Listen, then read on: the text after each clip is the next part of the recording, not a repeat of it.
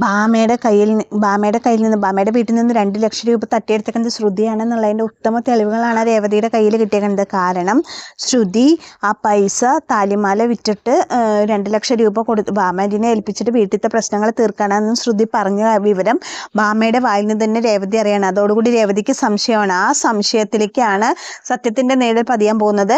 ആ രേവതി ഈ കാര്യം സച്ചിയോട് പറയുന്നതോടുകൂടി സച്ചിൻ പറയാണ്, ഇപ്പോൾ ഇതിൽ നിന്ന് മനസ്സിലാക്കിക്കൂടെ രേവതി ആരാണ് ആ പൈസ എടുത്തതെന്ന് നിനക്ക് മനസ്സിലാക്കിക്കൂടെ എന്നുള്ള തീരുമാനത്തിൽ അവരെത്താണ്. അപ്പോൾ പറയണത് ഇപ്പം നീ ആരോടും പറയണ്ട, വരട്ടെ, സമയം വരുമ്പോൾ നമുക്ക് പറയാമെന്ന് പറയാണ്. അപ്പോൾ കൂട്ടുകാരെ, ഇന്നത്തെ ചെമ്പന്തിപ്പൂവിലേക്ക് സ്വാഗതം.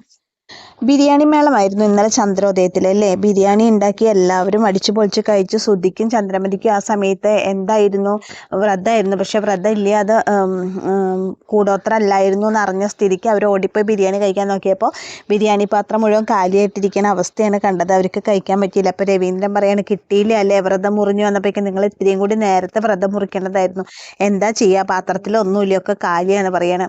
അപ്പോൾ ചന്ദ്രമതി പറയാണ്, ഷോ കഷ്ടമായി, നിങ്ങൾ ഇത്തിരി നേരത്തെ വരേണ്ടതായിരുന്നു പറഞ്ഞപ്പോൾ ചന്ദ്രമതി ആന്ന് പറയാണ് കേട്ടോ. അങ്ങനെ അവർക്ക് കിട്ടണില്ല ബിരിയാണി കേട്ടോ. ആ ദേഷ്യത്തിന് ചന്ദ്രമതി സുധീനൊന്ന് കൊടുത്തിട്ട് പോവാണ്. അപ്പോൾ സുധി പറയണ, ഈശ്വര, വ്രതവും പോയി, ബിരിയാണിയും കിട്ടിയില്ല, അടിയും കിട്ടി എന്നൊക്കെ അങ്ങനെ പറയാണ്. അങ്ങനെ അവർക്ക് ബിരിയാണി കിട്ടിയില്ല കേട്ടോ. പാവങ്ങൾ അവർക്ക് നിരാശരായിട്ട് മടങ്ങേണ്ടി വന്നു. കാലിപ്പാത്രം മാത്രമാണ് അവർ അടുക്കളയിൽ വന്ന് തിരഞ്ഞപ്പോൾ കണ്ടത് കേട്ടോ. ശ്രുതിയോട് മീര വിളിച്ച് പറഞ്ഞിട്ടുണ്ടായിരുന്നു. മീരയുടെ വീട്ടിലേക്ക് വരാൻ വേണ്ടിയിട്ട് മീര വിളിച്ച് പറഞ്ഞിട്ടുണ്ടായിരുന്നു. അപ്പോൾ മീര അവിടെ ഇങ്ങനെ ഒരാളിങ്ങനെ അവിടെ പുറംതിരിഞ്ഞ് നിൽക്കുന്നുണ്ട്. അത് ആരാന്ന് നമുക്ക് അറിയാം, പക്ഷെ അത് ആളുടെ മുഖം കാണിക്കാനുള്ള സമയമാകാത്തതുകൊണ്ടായിരിക്കും ആൾ പുറംതിരിഞ്ഞിരിക്കുന്നത്. അപ്പോൾ ശ്രുതിനെ കാത്തിട്ടാണ് അവർ ഇരിക്കുന്നത്. അങ്ങനെ ശ്രുതി മീരയുടെ വീട്ടിൽ വന്ന് എന്താടി കാണണം എന്ന് പറഞ്ഞ് ചോദിക്കുമ്പോൾ പറയണേ, എനിക്കല്ല ഇദ്ദേഹത്തിനെ കാണേണ്ടത് എന്ന് പറയാണ്. അപ്പം നോക്കുമ്പോൾ ഒരാൾ പുറംതിരിഞ്ഞ് നിൽക്കണ്ടല്ലോ. പെട്ടെന്ന് ശ്രുതി നോക്കുമ്പോൾ ആ പുറംതിരിഞ്ഞ് നിൽക്കുന്ന ആൾ ഇങ്ങോട്ട് തിരിയാണ്. അത് വേറെ ആരെയുള്ള കൂട്ടുകാരെ, നമ്മുടെ വീരാനിക്കാണ്. അതായത് ശ്രുതിയുടെ ഇളയച്ചനായിട്ട് അഭിനയിക്കുന്ന ആള്. അപ്പോൾ ആളെ കാണുമ്പോൾ നിങ്ങളോട് ആരും ഇവിടെ വരാൻ പറഞ്ഞാൽ, നിങ്ങളോട് ഞാൻ പറഞ്ഞിട്ടില്ലേ പുറത്തിറങ്ങി നടക്കരുത് എന്നൊക്കെ പറഞ്ഞിട്ട് ശ്രുതി അയാളെ വഴക്ക് പറയണം. അയാൾ വഴക്ക് പറയുമ്പോൾ വീരാനിക്ക പറയും, എന്നെ വഴക്ക് പറയാൻ പറ്റുക, അതിന് മുമ്പ് ബിരിയാണിയൊക്കെ നന്നായിരുന്നു, ചിക്കനൊക്കെ അടിപൊളിയായിരുന്നല്ലോ അല്ലേ, നല്ല ചിക്കനല്ലേ ഉണ്ടായിരുന്നു, അതെ നല്ല ടേസ്റ്റ് ആയിരുന്നു, അല്ല എൻ്റെ വീട്ടിൽ ബിരിയാണി വെച്ച കാര്യം നിങ്ങളെങ്ങനെ അറിഞ്ഞെന്നൊക്കെ ചോദിക്കുകയാണ് ബീരാനിക്കാനോട്.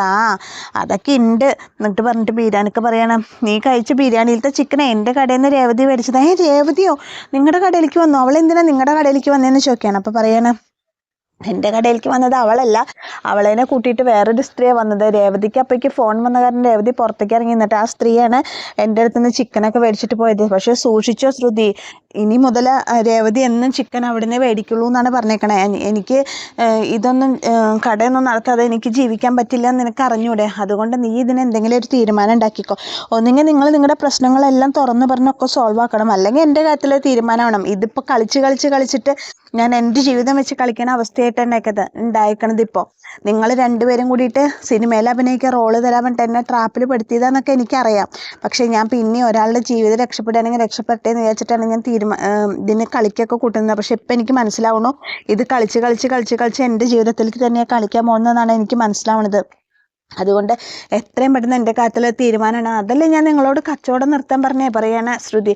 കച്ചവടം നിർത്തിയിട്ട് എന്ത് കാര്യം, ഇനിയിപ്പം ഞാൻ നോക്കിക്കൊന്ന, ഇനി ഞാനവിടെ കച്ചവടം നടത്തുകയാണെങ്കിൽ രേവതി അവിടെ വന്നിട്ട് ചിക്കൻ മേടിക്കും. ചിലപ്പോൾ രേവതിയുടെ കൂടെ സച്ചിയെ വരണമെന്നുണ്ടെങ്കിലോ, നിങ്ങൾ എന്താ ഉദ്ദേശിക്കണേ, എന്തായാലും ഇതിനൊരു തീരുമാനമാക്കണം കേട്ടോ, എന്നെ അങ്ങനെ ഇതാക്കരുത്.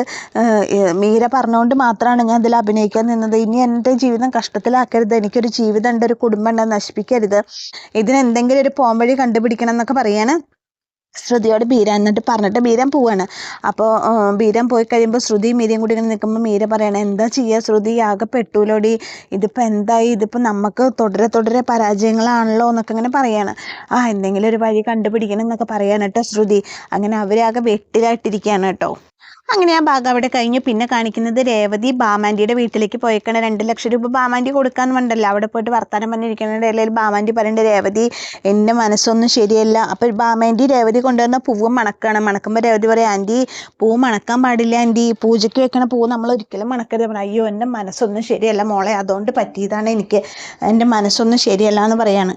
ശരിയെ പൂ മണക്കാൻ പാടില്ല എന്നുള്ള കാര്യമൊക്കെ ഞാൻ മറന്നു രേവതി. എൻ്റെ മനസ്സ് തീരെ ശരിയല്ല.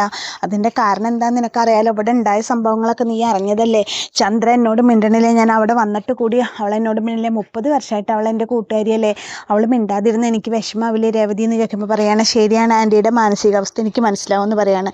രേവതി, ഞാൻ നിന്നെ ഒരിക്കലും കുറ്റപ്പെടുത്തിയിട്ടില്ല. നീ കള്ളിയാന്ന് ഞാൻ പറഞ്ഞിട്ടില്ല. നീയാണ് പൈസ മോഷ്ടിച്ചതെന്ന് ഞാൻ പറഞ്ഞിട്ടില്ല രേവതി. ആ ദേഷ്യമൊന്നും നീ എന്നോട് കാണിക്കല്ലേ. എനിക്കറിയാം ആൻറ്റീനെ പറയണം. അതൊക്കെ നിൻ്റെ അമ്മായിമ്മ പറഞ്ഞത് തന്നെ, ചന്ദ്ര തന്നെ അതൊക്കെ പറഞ്ഞത്. ഞാനൊന്നും പറഞ്ഞിട്ടില്ല കേട്ടോ.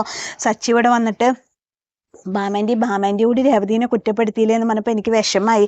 കാരണം സച്ചി അത്രയും വിഷമിച്ചിട്ടാണ് ഇവിടെ വന്നത്. അവൻ്റെ മനസ്സിലത്തെ വേദന മുഴുവൻ അവൻ്റെ മുഖത്തുണ്ടായിരുന്നു എന്നൊക്കെ പറയണം. അപ്പോൾ രേവതി പറയണം, ശരി ആൻറ്റി, സാരമില്ല, കഴിഞ്ഞതൊക്കെ കഴിഞ്ഞില്ലേ, ഇനിയിപ്പോൾ അതേപറ്റി പറഞ്ഞിട്ടൊക്കെ എന്താ കാര്യം എന്നൊക്കെ പറയണം. അപ്പോൾ ഭാമ പറയാണ്, ചന്ദ്രമതിയുടെ പുണ്യ സച്ചിനെ പോലെ ഒരു മകനെ കിട്ടിയത്. എന്തൊരു നല്ല സ്വഭാവം എന്നറിയോ സച്ചിയുടെ. ഒരിക്കൽ പോലും ചന്ദ്രമതി അവനെ സ്നേഹിച്ചിട്ടില്ലേ. പക്ഷെ എനിക്കൊക്കെ അങ്ങനെ ഒരു മോനുണ്ടായിരുന്നുണ്ടെങ്കിൽ ഞാൻ താഴത്തും തലയിലും വെക്കാതെ കൊണ്ട് നടന്നിരുന്നു. അത്രയും നല്ല സ്വഭാവമാണ് സച്ചിക്ക്. സച്ചി എത്ര നല്ല കുട്ടിയാണെന്നറിയോ എന്നൊക്കെ പറയാണ്. അപ്പോൾ രേവതി പറയും, ശരിയാണ്, സച്ചേട്ടൻ പാവാണ്, സച്ചേട്ടൻ നല്ല ക്യാരക്ടറാണ്, അതുകൊണ്ടല്ലേ ഭാമൻ്റെ എനിക്ക് സച്ചേട്ടന് ഇത്രയും സ്നേഹം തോന്നണത് എന്നൊക്കെ പറയണം. അതൊക്കെ പറയുമ്പോൾ പറയണ, നിന്നെ ഇഷ്ടമില്ല ചന്ദ്രമതിക്ക് എനിക്കറിയാതെ, പക്ഷേ നിന്നെപ്പോലെ തന്നെ ചന്ദ്രമതിയുടെ വീട്ടിലേക്ക് ഞാൻ കണ്ടുപിടിച്ച് കൊടുക്കുന്നതല്ലേ ശ്രുതിനെ. എത്ര നല്ല മരുമോൾ അവൾ, എന്തൊരു നല്ല സ്വഭാവം അവളുടെ എന്നൊക്കെ പറയുമ്പോൾ രേവതി ഇങ്ങനെ ചിരിക്കുകയാണ്. അപ്പോൾ പറയണ, നിനക്കറിയോ വീട്ടിൽ പ്രശ്നം ഉണ്ടാവാതിരിക്കാൻ വേണ്ടിയിട്ട് നിന്നോട് നീയാണ് പൈസ എടുത്തേക്കണമെന്ന് രേവതി എന്നെ കുറ്റപ്പെടുത്തിയില്ലേ ചന്ദ്രമതി. അപ്പോൾ നിന്നെ ഈ കുടുക്കിൽ നിന്ന് രക്ഷപ്പെടുത്താൻ വേണ്ടിയിട്ട് സ്വന്തം കെട്ടുതാലി വിറ്റിട്ടാണ് അവൾ 2 ലക്ഷം രൂപ കൊടുത്തിട്ട് എന്നെ ഏൽപ്പിച്ചതെന്ന് പറയണേ. ആൻറ്റീനെ കൊടുന്ന് ഏൽപ്പിച്ചോ 2 ലക്ഷം രൂപ? ശ്രുതി, ഉവ്വ മോളെ, അവളുടെ മനസ്സിൻ്റെ നന്മ നീ മനസ്സിലാക്കണം. നിനക്കറിയോ അവളെ ആരോടും പറയണ്ടെന്ന് പറഞ്ഞിട്ട് ഈ 2 ലക്ഷം രൂപ എൻ്റെ കയ്യിൽ കൊടുന്നു തന്നിട്ട് പറഞ്ഞു, രേവതീനെ അമ്മ കുറ്റപ്പെടുത്തുന്നുണ്ട്. ഈ നിലയ്ക്കാണെങ്കിൽ രേവതിക്ക് അവിടെ ജീവിക്കാൻ പറ്റില്ല, ആത്മഹത്യ ചെയ്യേണ്ടി വരും. എൻ്റെ കുടുംബത്തിൻ്റെ സമാധാനം എനിക്ക് വലുത്, വേറെ ഒന്നും ഞാൻ നോക്കണില്ല ആൻറ്റി. ഈ പൈസ ആൻറ്റി കൊടുക്കണം. എന്നിട്ട് ഷെൽഫിൽ കാണാതെ ഇരുന്നതാണ്, ഞാൻ ശ്രദ്ധിച്ചില്ല എന്ന് പറഞ്ഞിട്ട് ഈ പൈസ ഏൽപ്പിക്കണം. അപ്പോൾ അതോടുകൂടി എല്ലാ പ്രശ്നങ്ങളും തീരുമെന്ന് പറഞ്ഞിട്ട് ശ്രുതി ഈ പൈസ കൊടുന്നു എന്ന് മോളെ എന്ന് പറയണം. അപ്പോൾ അത്രയും നല്ല മനസ്സാണ് അവൾക്ക് എന്ന് പറയുമ്പോൾ രേവതി, ശ്രുതി അങ്ങനെ ചെയ്തോ? ആ ഉവ്വ് മോളെ, നിനക്ക് വേണ്ടിയിട്ടാണ് അവൾ അത് ചെയ്തത്. നിങ്ങളുടെ കുടുംബത്തിൻ്റെ സന്തോഷത്തിന് വേണ്ടിയിട്ടാണ് ചെയ്തത്. വേറെ ഏതെങ്കിലും പെൺകുട്ടികളാണെങ്കിൽ സ്വന്തം കെട്ടുതാലി വിറ്റിട്ട് ഈ പൈസ അവിടെ കൊടുന്നേക്കോ എന്നൊക്കെ ചോദിക്കണം. അപ്പോൾ രേവതി ഇങ്ങനെ ആകെ അന്തമിട്ട് നിൽക്കണം. അപ്പോൾ ഭാമ പറയണം, മോളിത് ഞാൻ അവിടെ പോയിട്ട് ചോദിക്കൊന്നും വേണ്ട, ആരോടും പറയരുത് കേട്ടോ. മോളിങ് ഈ കാര്യം ആരോടും പറയരുത്, സച്ചിയോടൊന്നും പറയാൻ നിൽക്കണ്ട കേട്ടോ, ഇത് മോളുടെ മനസ്സിൽ കിടന്നോട്ടെ, ആരോടും പറയരുത് പറഞ്ഞിട്ടാണ് ശ്രുതി ഇത് പറഞ്ഞത് എന്ന് പറയാണ്. അപ്പോൾ ശരി ആൻറ്റി, ഞാൻ ആരോടും പറയില്ല എന്നൊക്കെ പറയണ രേവതി. ഇന്ന് ശരി ആൻറ്റി, ഞാൻ പോട്ടിരിക്കുമ്പോൾ എന്താ രേവതി നിൻ്റെ മുഖത്തൊരു വിഷാദം? ഒന്നുമില്ല ആൻറ്റി, ശരി ഞാൻ പോകാൻ പറഞ്ഞിട്ട് അങ്ങനെ ഭാമയോട് യാത്ര പറഞ്ഞിട്ട് രേവതി നീക്കുകയാണ് അവിടുന്ന്.